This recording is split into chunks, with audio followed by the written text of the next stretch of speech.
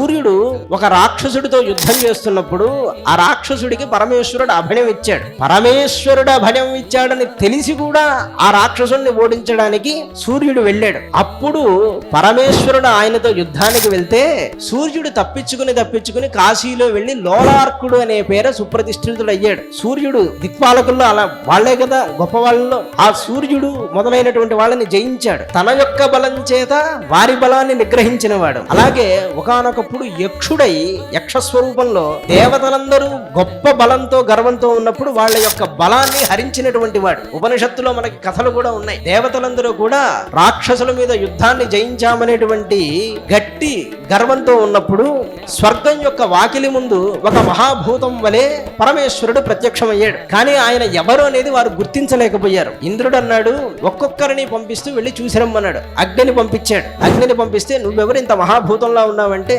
నువ్వెవరు అని అడిగాడు ఆయన. నేను అగ్నిని, ఈ సమస్త లోకాన్ని దహిస్తానన్నట్ట. అయితే ఏది ఒక గడ్డి పరకని దహించని ఒక గడ్డి పరక అక్కడ పెడతాడు. ఆ ఒక గడ్డి పరకను కూడా అగ్ని దహించలేడు. ఇక అలాగే అందరి గురించి మనం అర్థం చేసుకోవాలి. వరుణుడు తడపలేడు. ఈ విధంగా ఎవరేని వారి యొక్క పరాక్రమాన్ని చూపించలేరు. అప్పుడు ఇంద్రుడు తెలివి తెచ్చుకుని ఓహో వచ్చినటువంటి వాడు మనకంటే ఘనుడని ఎరిగి పరమేశ్వరుణ్ణి ప్రసన్నం చేసుకున్నారు. ఆయన చెప్తాడు, గర్వం కూడదు నాయన అని అప్పుడు ఉపదేశం చేస్తారు.